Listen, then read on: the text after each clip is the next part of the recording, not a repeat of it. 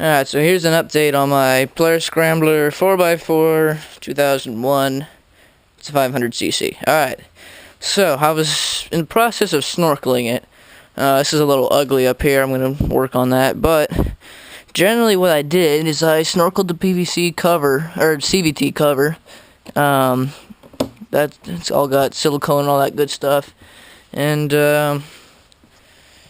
I snorkeled. There's an air fitting in there that I used this pipe, and then for my air box I took, here it is.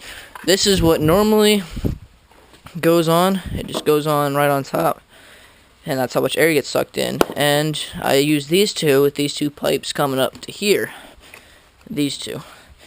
But that's not enough air getting sucked in because these two have less space volume than this does, and so it's getting choked off. I'll show you in just a second. So it's running too rich, not enough air. So this is 1 1/4 inch hosing. One guy did it it was a 1 1/2 inch hosing, so that's what I got to do. Either that or change the jetting, but I think I'm just gonna mess with the hosing. So let me start it up for you here so you can kind of hear what it sounds like. Oh. Man, hold on.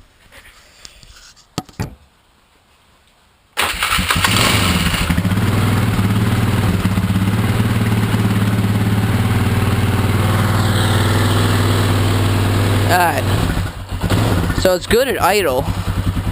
Like you can hear it. Idle's just fine. But once you rev it up, it starts to sputter.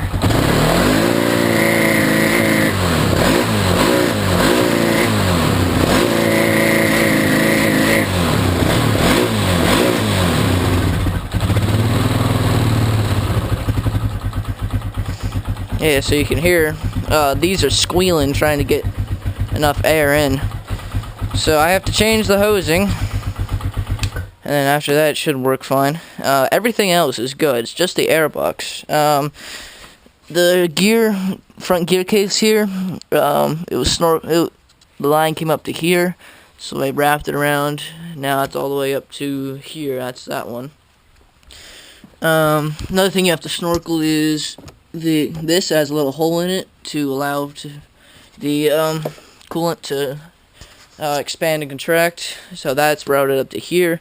This is the overflow for the gas tank, and I believe this one is the carburetor. Yes. I don't think you can see it because it's in there pretty good. No, I can't see it either. But anyway, this one's from the carburetor. So that's pretty much all you have to do, besides the CVT and the other air thing right behind it. And I siliconed. I don't have the primary clutch out at the moment because I'm working on the clutch buttons. But you just add a bead of silicone around this whole thing to make sure water doesn't get into there. And then you're good. You should be able to just submerge it like up to, well, where the bottom of that is. My only problem is that this quad didn't come with a cover. I just got one today, the front hood. How the heck I'm supposed to mount the hood with all this jazz going on? I don't know. Perhaps just for the time being I'll leave the hood off. That's probably what I'll do, but I may, because I like to resell these things after I fix them. I'm probably going to keep this around for a while. I may cut these all off so they're sticking like right here, so they're all right there, so the cover can just go right over it. That way I can still go pretty darn high, like up to there in water. I just can't go over the gas tank. So that's maybe what I'll do, but for now I'll keep it up here. And once I get the hose right, the right size hose, I'll do a video of me. There's a creek right behind my house that goes pretty darn deep, so we're gonna test it out, see if it works. If my quad dies, well, no, I screw something up. So leave me a comment. Should I change the hosing or should I just change the jetting? I'm thinking the hosing, just so I don't have to mess with the carburetor, but if I take the jets down a couple of sizes, the main, or the needle jet and the main jet, that should work just fine since I already have this all routed and ready to go. So let me know what I should do, what your input is on it. If you've ever done snorkeling or anything, if you can give me any hints. And I'll look out for some videos of it actually working correctly. See you later, guys.